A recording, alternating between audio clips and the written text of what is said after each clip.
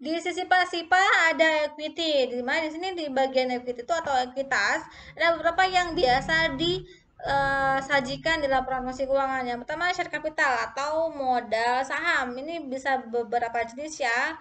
Ada yang berupa saham biasa, ada juga yang berupa saham istimewa. Tergantung dari jenisnya. Kalau sepertinya saham biasa itu kan yang biasanya sisi karakteristik saham biasa itu lebih rendah dibandingkan saham istimewa. Contohnya kalau untuk saham biasa, pembagian dividen kepada investor yang memegang saham biasa itu diterakhirkan setelah pemberian dividen kepada saham istimewa. Jadi bagi yang investor saham istimewa itu lebih utama, lebih prioritas pembagian dividennya. Lalu kalau sebetulnya keistimewaan saham istimewa ini dibandingkan saham biasa, bagi investor yang memegang saham biasa, jika si perusahaan mengalami kerugian, maka si investor bisa terjaring untuk menanggung kerugian tersebut. Tetapi kalau sepertinya pemegang sahamnya saham istimewa, si perusahaan mau rugi pun si saham istimewa tidak perlu menanggung kerugian. Lalu harganya juga otomatis lebih beda dong. Kalau saham biasa pasti lebih rendah karena apa karakteristiknya lebih rendah dibandingkan si saham istimewa. Nah, selain ada modal saham, ada juga share premium. Apa sih perbedaan share premium dengan share capital? Kalau share premium itu sama halnya juga dengan kita kalau menerbitkan modal itu kan kita mempunyai nilai nominal. Nah, pas harga penerbitan itu ada yang berdasarkan harga wajar. Nah, perbedaan antara nilai wajar dengan nilai nominal itu kan menyebabkan adanya keuntungan dan kerugian yang ditimbulkan dari penerbitan saham kita.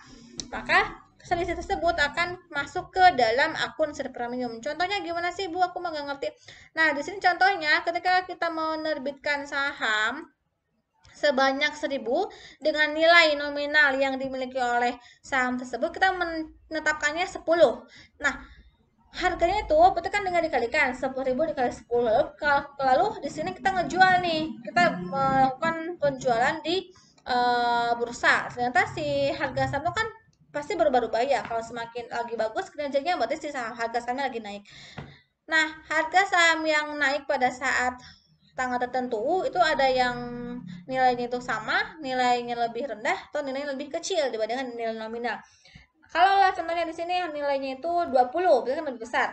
Nah, antara nilai nominal atau nilai par dengan fair value itu kan ada selisih, ada perbedaan. Nah, selisihnya itu masuk ke dalam share premium. Berarti kan kalau kayak gini kondisinya kita memiliki barang yang harganya 10, tetapi pas kita jual, harga barang tersebut nilainya 20, otomatis kita memperoleh keuntungan. Kalau sepertinya di sini harganya itu 5, berarti kan kita memiliki barang 5. Tetapi pas dijual, harga jualnya, maaf, kita memiliki barang dengan harga 10, tetapi pas dijual harganya itu hanya 5. Berarti kita mengalami kerugian karena harga barang yang kita miliki lebih besar dibandingkan jumlah kas yang kita terima. Nah, kayak gitu. Nah, selisih antara nilai par dengan fair value itu masuknya ke dalam share premium. Nah, sehingga untuk share premium itu khusus untuk keuntungan atau kerugian yang ditimbulkan dari transaksi jual beli saham. Kalau non saham itu tidak diakui sebagai share premium. Contohnya kita menjual tanah ada untung ada rugi. Nah, keuntungan dan kerugian itu tidak boleh diakui sebagai share premium karena share premium khusus untuk untung rugi yang ditimbulkan dari transaksi jual beli saham. Selain share premium juga ada di sini ada data earning nih. Apa nih data earning? Laba ditahan. Kenapa laba disebut laba ditahan?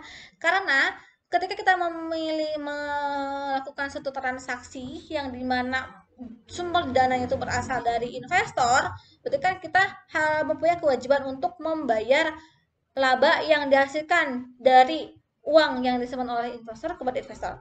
Ketika di periode tertentu itu si laporan laba rugi menghasilkan laba bersih itu kan sebenarnya milik investor. Tetapi karena untuk pengembangan usaha, maka si laba tersebut bisa dialokasikan untuk perusahaan. Nah, laba yang harus dibagikan oleh perusahaan kepada investor dalam bentuk dividen itu kadang tersalurkan pada tanggal tertentu, kadang juga disimpan dulu karena satu hal. Contohnya sudahlah dividen ini jangan dulu dibagikan, labanya jangan dulu dibagikan, tahan dulu aja di perusahaan, barangkali ya perusahaan memiliki kebutuhan yang lain.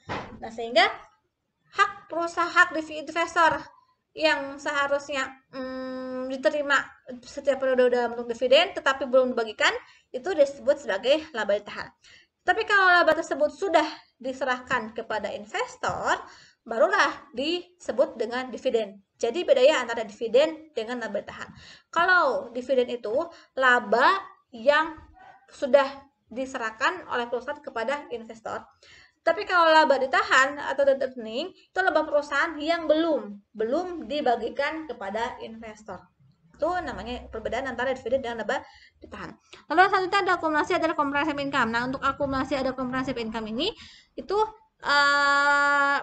turunan dari pembuatan income statement komprehensif yang kemarin sempat dibahas, dimana untuk pelaporan income statement ini bisa dalam bentuk satu laporan, bisa juga dalam bentuk dua laporan.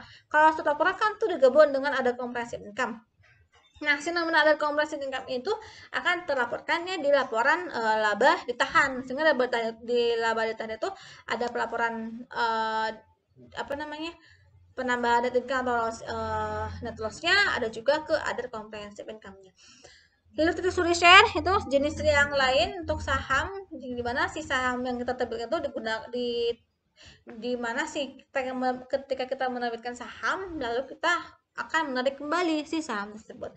Yang terakhir ada non controlling interest. Nah, ini hak minoritas. Nah, biasanya untuk yang hak minoritas ini itu kan kepemilikan perusahaan ada yang dimiliki lebih dominan oleh si investor A, ada juga yang lebih minoritas. Contoh lah, 100% kepemilikan perusahaan ini dimiliki oleh 5 pihak. Nah, si 5 pihak itu ada yang 50%, 20%, 30%, 5%, 1%.